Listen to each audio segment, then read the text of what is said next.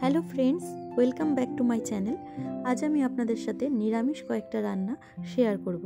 তার জন্য আমি কয়েকটা সবজি এখানে কেটে নিয়েছি। পটল, বেগুন, আলু, যেই রান্নাগুলোতে যেই রকম লাগবে সেই হিসাবে কেটে নিয়েছি। বাঁধাকপির তরকারিতে এরকম গোল গোল দিব। আর আমি করব মেথির শাক আলু দিয়ে, সেই জন্য আলুটাকে কিউব আকারে কেটে নিয়েছি।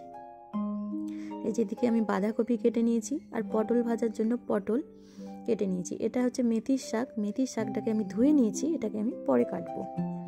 তো চলুন তাহলে রান্নার দিকে যাওয়া যাক। তো যে পটলগুলো আমি এইভাবে দুই ভাগ করে কেটে নিয়েছিলাম, তো তার মধ্যে লবণ আর হলুদ লাগিয়ে সরষের তেল গরম করে ভাজতে দিয়ে দিব।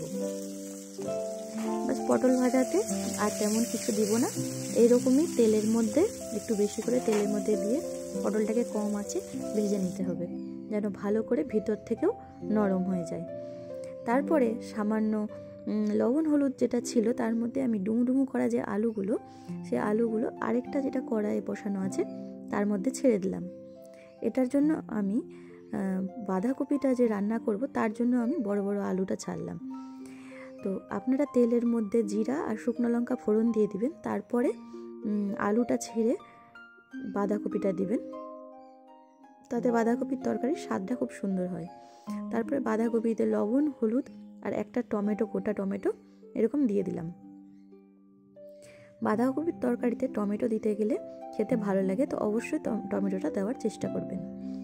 তারপরে আমি বাঁধাকপিটা এরকম নেড়ে কিছুক্ষণ হাই ফ্লেমে এরকম জল শুকনো পর্যন্ত রান্না করে নিব।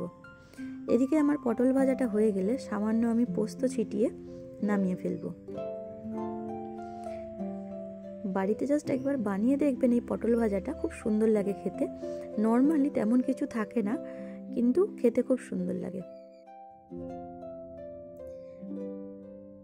পটল ভাজাটা নামিয়ে আমি এরকম এক পাশে রেখে দিব। আর এদিকে যেটা আমি আলু ছোট ছোট করে কেটে নিয়েছি, সেই আলুটাই যে তেলটা পটল ভাজলাম, যে তেলটা বাঁচলো তার মধ্যে আমি দিয়ে দেব। ফলে যে পোস্তটা তেলের মধ্যে পড়ে আছে সেটা আলু ভাজার মধ্যে থেকে যাবে আর তেলটাও নষ্ট হবে না। এবার হাই ফ্লেমে আলুটার মধ্যে আমি লবণ আর হলুদ দিয়ে কিছুক্ষণ এরকম এটাকে নাড়াচাড়া করে নিতে হবে। এদিকে আমি বাঁধাকপিটা আবার নেড়ে দিব, যেন ওটা কড়াইয়ে লেগে না যায়।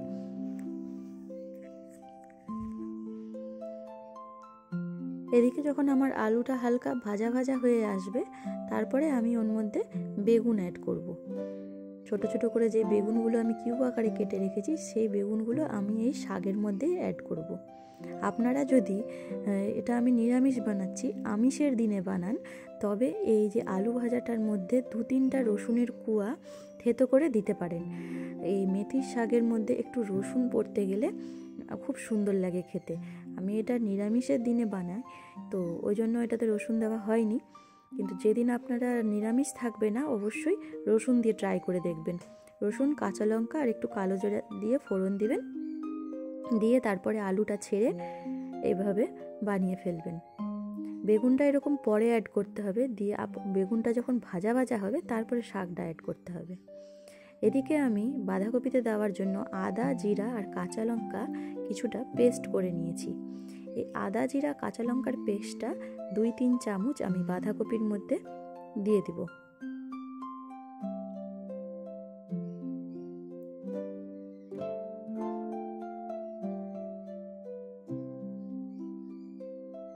মশলা দিয়ে ভালো করে একটু এটাকে নেড়ে নিতে হবে, যেন তলে লেগে না যায়। আর একটু বাঁধাকপির তরকারিতে চিনি দিবেন, তাহলে হচ্ছে খেতে ভালো লাগে। বোঝা যায় না চিনি দিয়েছি, কিন্তু ব্যালেন্সটা বজায় থাকে, ফলে তরকারিটা খেতে ভালো লাগে। এদিকে যখন আমার আলু আর বেগুনটা ভাজা ভাজা হয়ে যাবে, তখন আমি এরকম শাকটা দিয়ে ভালো করে নাড়াচাড়া করে শাকটাকে ভেজে নিতে হবে। আলুটার গায়ে এইরকম মেথির শাকটা লেগে লেগে থাকবে, আর খেতে খুব অসাধারণ লাগে। এই ভাজাটা একদিন বানিয়ে দেখবেন, আলু দিয়ে মেথির শাক ভাজা খুব সুন্দর লাগে। বেগুনটা গোটা গোটা থাকে, যেহেতু আমি শেষের দিকে দিয়েছি বেগুনটাও কিন্তু ভালো লাগে। এইভাবে গোটা গোটা থাকে, আলুটাও গোটা থাকে, আর শাকটা এরকম লেগে লেগে থাকে। তো এটা দিয়েই আধা ভাত খেয়ে নেওয়া যায়।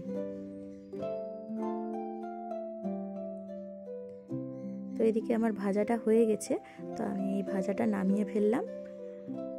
দেখুন আমার এদিকে পটল ভাজা, আলু ভাজা দুটাই হয়ে গেছে। এদিকে আমার বাঁধাকপির তরকারিটাও হয়ে গেছে। এটা বাঁধাকপির তরকারি আপনারা ভাত, রুটি, লুচি যে কোনোর সাথেই সার্ভ করতে পারবেন। আমি একটু সাথে পোস্তর চাটনি আর ডাল করেছিলাম, দিয়ে আমরা দুপুরের খাওয়া সেরে ফেললাম। এদিকে ফুলের গাছ এসেছিল টোটোতে করে, সেখান থেকে আমি কয়েকটা গাছ নিলাম। গাছ তো প্রায় সবারই ভালো লাগে, তাই আমি এই ক্লিপটা আপনাদের সাথে শেয়ার করলাম। তো এই গাছগুলো আমি ছাদে লাগাবো আর আপনাদের সাথে শেয়ার করব। তো আজকের মতন ধন্যবাদ।